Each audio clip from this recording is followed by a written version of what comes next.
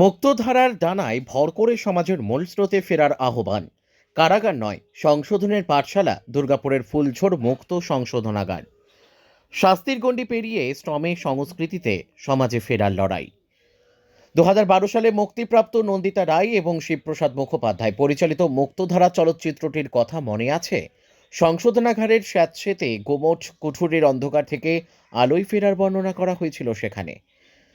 অসামীদের অপরাধ কবুল করানো, সত্য উদ্ঘাটনে থার্ড ডিগ্রি, শক থেরাপি শব্দগুলোর সাথে অল্প বিস্তর পরিচিত আমরা।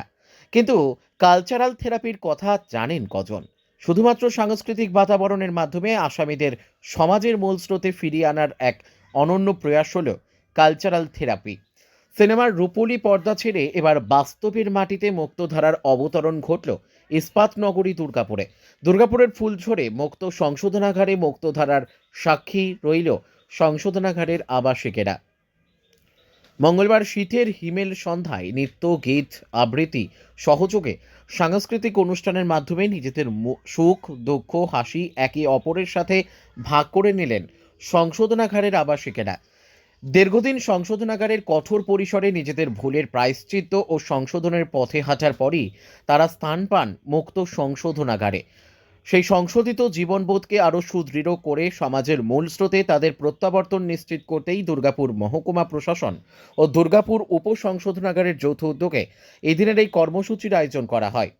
দুর্গাপুর মুক্ত সংশোধনাগারের এক আবাসিক সোমনাথ মিত্র জানান, দুর্গাপুর উপসংশোধনাগারের নিয়ামক তথা আধিকারিক পুলক কুমার মণ্ডল জানান, এই মুক্ত সংশোধনাগার শুধু শাস্তির পরিসর নয়, আত্মনির্ভরতার এক কঠোর বিদ্যালয়। এখানে থাকা আবাসিকদের নিজেদের জীবিকা নিজেদেরই গড়ে নিতে হয়। তাই কেউ টোটো চালিয়ে, কেউ সবজি বা মাছ বিক্রি করে, কেউ আবার র্যাপিডোতে মোটরসাইকেল চালিয়ে রুজি রোজগার করেন। সরকার তাদের থাকার ও চিকিৎসার দায়িত্ব নিলেও দৈনন্দিন আহারের খরচ বহনের দায় তাদের নিজেদের কাঁধেই।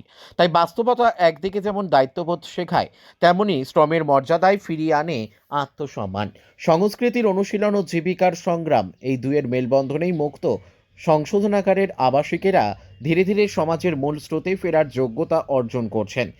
এই মুক্তধারা জেলের উঁচু প্রাচীরের উপারের অন্ধকার জগৎ থেকে সমাজের মুক্ত আলোয় এসে জীবিকা অর্জনের মাধ্যমে নিজেদের সমাজের মূল স্রোতে ফেরার এই অনন্য উদ্যোগ সংশোধনাগারের আবাসিকদের মনে নতুন করে প্রাণ খুলে বাঁচার রসদ জুগিয়েছে।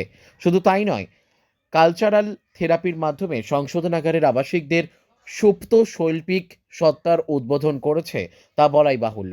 এক কথায় এই মুক্তধারা সমাজে বার্তা দেয়, শাস্তি অপরাধ দমনের একমাত্র পাথেয় পথ নয়, এবং সৃজনশীলতার মাধ্যমে অপরাধ দমন সম্ভব। এবং এটি প্রমাণ করে পরিশ্রম, শৃঙ্খলা ও সৃজনশীলতাই পারে মানুষকে নতুন করে গড়ে তুলতে। দুর্গাপুর থেকে বিধানচন্দ্র গাঙ্গুলির রিপোর্ট, বিগ নিউজ বাংলা।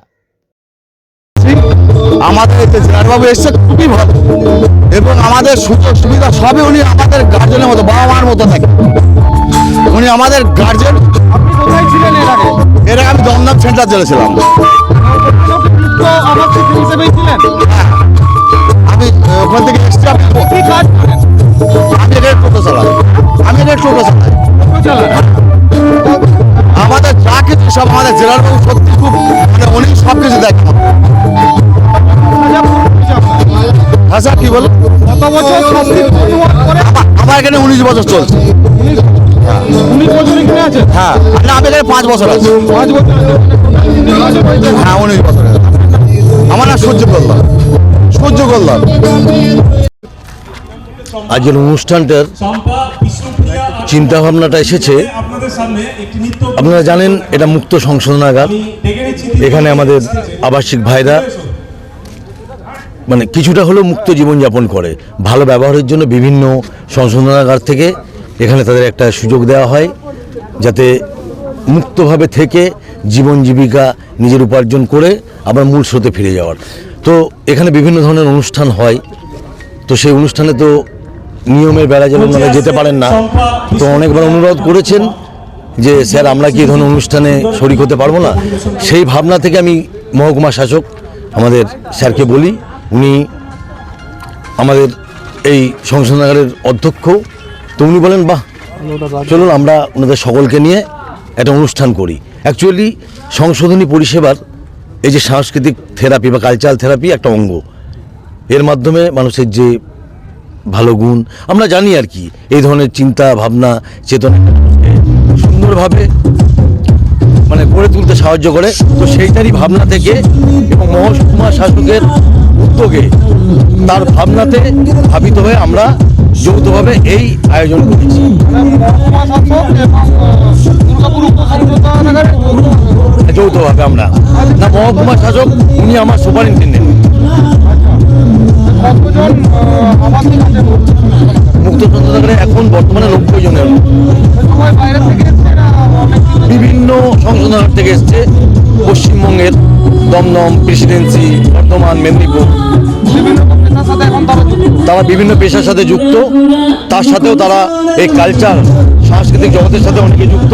এদের মধ্যে অনেকে আছে ভালো পারফরমার, তারা বিভিন্ন জায়গায় মানে জেলের বিভিন্ন ইয়েতে পারফর্ম করেছে এবং তারা আজকে দেখলেন তো আপনারা যে তারা কত সুন্দর পারফর্ম করলো। এবং সব থেকে বড় ব্যাপার তাদের এই যে পারফরমেন্স করলো এবং তাদের এই যে মানসিক একটা যে আনন্দ, এই আনন্দটা আগামী দিনে তাদেরকে মূল স্রোতে ফিরিয়ে নিয়ে যাওয়ার জন্য একটা বড় পাথেয়, বড় উপহার তাদের কাছে। পশ্চিমবঙ্গে প্রথমবার সংশোধনাগারে এরকম একটা মুক্ত সংশোধনাগারে আমার জানা নেই, তবে দুর্গাপুরেই প্রথম এই ধরনের আমরা উদ্যোগ নিয়েছি, যাতে আমরা এই কালচারাল থেরাপির মাধ্যমে মানে এই পরিষেবার মাধ্যমে এই কালচারাল থেরাপি বা সাংস্কৃতিক অনুষ্ঠানের মাধ্যমে কতটা সাহায্য কতটা সামাজিক মূল্যবোধে ফিরতে পারবে বলে মনে হয়? না না, আমার তো ধারণা 100% তারা ভালো ব্যবহারের জন্যই আজকে এই সংশোধনাগারে তাদেরকে আনা হয়েছে। এরকম প্রোগ্রাম স্যার এটাই ফার্স্ট। এবং দুর্গাপুর সংশোধনাগারে তো বললো আমার এক আবাসিক ভাই এই ধরনের প্রোগ্রাম, আমি আসলে 5 মাস এসেছি, আসার পরেই আমার মনে হয়েছে এদেরকে নিয়ে। এবং আপনাদের জ্ঞাতার্থে জানাই যে আমরা বিভিন্ন ধরনের চিন্তা ভাবনা করছি, যেমন আমরা মহকুমা শাসকের ওখানে আমাদের ডেপুটি ম্যাজিস্ট্রেট অরুণ সর্দার সাহেব উৎকর্ষ বাংলার বিভিন্ন প্রজেক্ট আমরা এখানে চালু করার চেষ্টা করব, যার মাধ্যমে ওনারা স্বনির্ভরশীল হবেন, বিভিন্ন ধরনের ট্রেনিং প্রাপ্ত হবেন, হয়ে আবার যখন তারা এখান থেকে একদম মুক্ত হয়ে সমাজের মূল স্রোতে ফিরে যাবেন, তখন তাদের ক্ষেত্রে জীবিকার জন্য এই ধরনের কাজগুলো ইয়ে দেবে। এবং তার সাথে এই যে সুন্দর একটা মানসিকতা গড়ে উঠবে সাংস্কৃতিক কালচারের মাধ্যমে, এটাও সারা জীবনেও তাদের প্রতি মুহূর্তে তাদেরকে প্রেরণা যোগাবে, তাদের ভালো থাকার পাথেও বলা যেতে পারে। আমার নাম পুলক কুমার মণ্ডল, আমি দুর্গাপুর উপসংশোধনাগারের নিয়ামক অর্থাৎ কন্ট্রোলার এবং দুর্গাপুর মুক্ত সংশোধনাগারের আধিকারিক, ইনচার্জ আধিকারিক। ঠিক আছে দাদা, কি হয়েছিল যার জন্য আপনাকে এতদিন এইভাবে আস্তে আস্তে আমি বাইরে থাকতে একজন ফুটবলার ছিলাম। 2006 সালে আমাদের একটা ফুটবল টুর্নামেন্ট হয়, সেই টুর্নামেন্টে আমি খেলতে যাই, সঙ্গে আমার আরও 4 জন মানে আরও আমরা টোটাল 5 জন সঙ্গী ছিলাম। সেই খেলাতে একজন মারা যায়, সেই মারা যাওয়াতে সেটা একটা মার্ডার কেস হয়, সেই কেসেই আমার জেল হয়। তো 2006 সাল থেকে আমি এখনও জেলেই আছি। 2010 সালে আমার সাজা হয়, সাজা হয়ে দোষী সাব্যস্ত করার সাজা হয়। সাজা হয়ে যাওয়ার পর আমরা বিভিন্ন বাইরে গিয়ে ফুটবল খেলতাম, অনেক বাইরে গিয়ে আমাদের মিহির দাস আমাদের ফুটবলার কোচ ছিল, মিহির দাস, ওনার দৌলতেই আমরা বাইরে গিয়ে ফুটবল টুর্নামেন্ট খেলতাম। 2019 সালে আমি এই দুর্গাপুর ওপেন কারেকশন হোমে আসি। 2019 সাল থেকে এই দুর্গাপুর ওপেন কারেকশন হোমে আছি। এখন আমার বিগত 20 বছর জেল সার্ভিস চলছে। আর আমাদের এই নতুন জেলাবাবু আসাতে আমাদের এখানে একটা সাংস্কৃতিক অনুষ্ঠান হচ্ছে, যেটা রাত্রি মানে আমাদের সকাল 6টায় ছেড়ে দেয়, রাত্রি 8টায় বন্ধ হই। আজকে প্রোগ্রামটা রাত্রি 12টা অবধি হবে। আর এখানে আমাদের এখন 90 জন বন্দি ভাই আছে, তারা সবাই বিভিন্ন কাজের সঙ্গে যুক্ত আছে। কেউ ভ্যান চালায়, কেউ সবজি বিক্রি করে, কেউ কোনো দোকানে কাজ করে, আমি যেমন র্যাপিডো করি, সেরকম আরও অনেকে টোটোও চালায়। আমরা তো এখন সমাজের মূল স্রোতেই ফিরে যেতে চাই একেবারের জন্য। কে আছে আপনার? আমার বাড়িতে কেউ নেই, আমি জেলে থাকাকালীন আমার বাবা মা দুজনেই মারা যায়, আমি এখন বাড়িতে একজনই। বাড়ি মানে বাড়ি আমাদের রাজ্য সরকার বিবেচনা করে আমাদের 6 মাস পর 15 দিনের ছুটি দেয়, আমরা 15 দিন করে বাড়িতে ফ্যামিলির সঙ্গে কাটাতে পারি। আমার নাম সোমনাথ মিস্ত্রি।